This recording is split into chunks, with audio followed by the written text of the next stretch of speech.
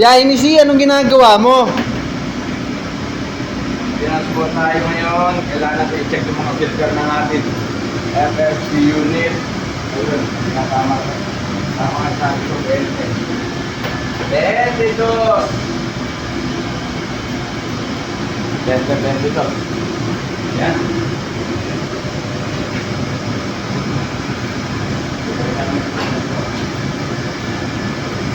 Maluwag.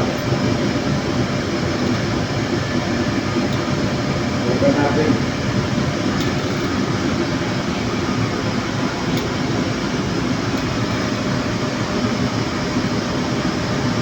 Ayun, kaya naman pala. Kaya natin naman yun. Hindi na tayo kailangan gumamit ng ano, anti-drill. Usually kasi ginagamitan namin ng drill pag nag-stack pa. Matagal na hindi nabuksan. Kailangan natin gagawin drill. Ngayon, pag naluwagin na to, so alalay lang po tayo, mga mahulog. May tubig pa to eh.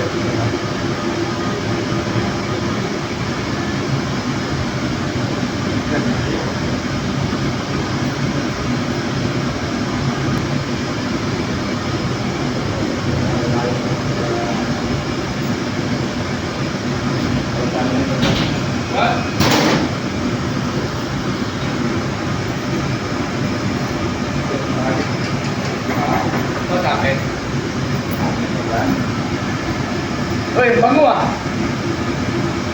Wow, wala. Hatawin yung mga poging kasamahan natin. Mapabango lagi yan. Walang acing amoy, no? Lagi presentable.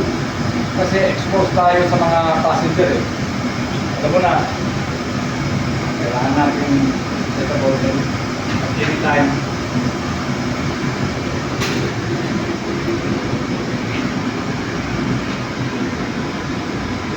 Lang natin guys. At pag ito malapit na sa ano, alalayan ko lang ito kasi baka mahulog yung ano ba? Dito. Tapunin. Pero, oy, ayun, intact! So, isang kita naman. Unasan na natin kagad. Baka unahan pa tayo ng kasama natin. Pakita mo sa kanila, pre, kung ano yung nililinis natin dito. Ito po yung filter. At kitang-kita nyo naman, nang dahil sa ating kasipagan, malinis po. Ito po ay 4 na buwan. Makikita nyo naman ang napakalinis. Di ba? Okay na to. Pero kailangan natin linisin ng konti yung loob para lang matanggal yung konting scale. Alam mo. Pero for safety, liligtan natin ng Vaseline o grasa. Diligyan natin itong mga nuts para sa susunod na time na bubuksan natin, madali siyang buksan at hindi siya magkakalawang. Prevent plastic.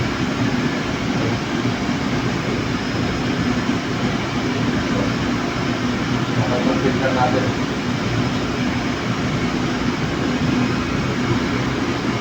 Tap mo muna. Pahilan na natin, babalik na natin mga kaibigan.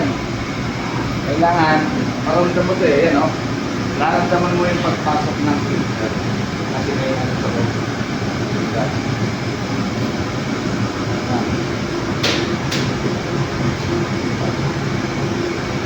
Pagdalit natin ito.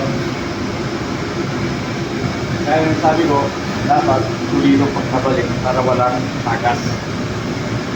Maramdaman mo mabuti. Yan. Huwag lang mag-apura lagi sa trabaho. Kasi pagkatrabaho naman din, hindi kailangan parang kayo. Kailangan ay pulido. Hindi man siya pulido, kailangan makalido. Kabilaan po ang pagkawin natin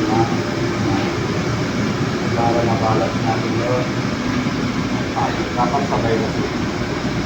Kasi pag hindi sabay ito, pagka-higpit mo, may posibilidad na mayuki yun ano, filter natin, mabend doon sa, dito sa kanito mabend. So, pag nabend dito, may posibilidad din na hindi mo mahigpitan na maalis kasi tatama yung nabend na parts. So Kuya Si, tanong lang, anong may papayo mo sa mga nagbabalak magbarko katulad mo? Kailangan magpasa-pasa lang kayo lagi at manood sa mga videos na kagaya nito. Makaka-pull kayo ng konting kalaman. Iba ang trabaho sa land base at sa kumpara sa barko. Malaking pagkaiba. Kailangan lagi naka-safety ka dito.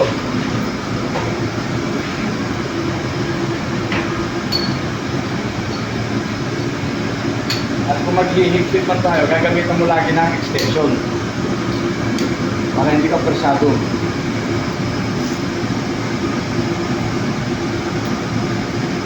Ha?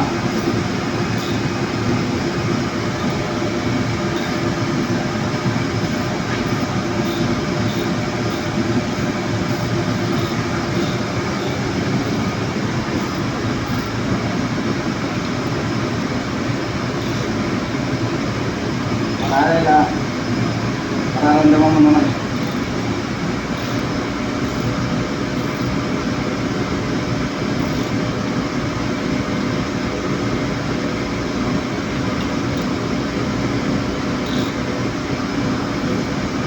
Yun. Ay close na natin at na-flashing na natin to. So nabaklo na natin siya. Binabaklo natin para matanggal yung konting tira sa loob. So ayun, maraming salamat sa pagnood. At kung nagustuhan nyo ang video to, please like and share.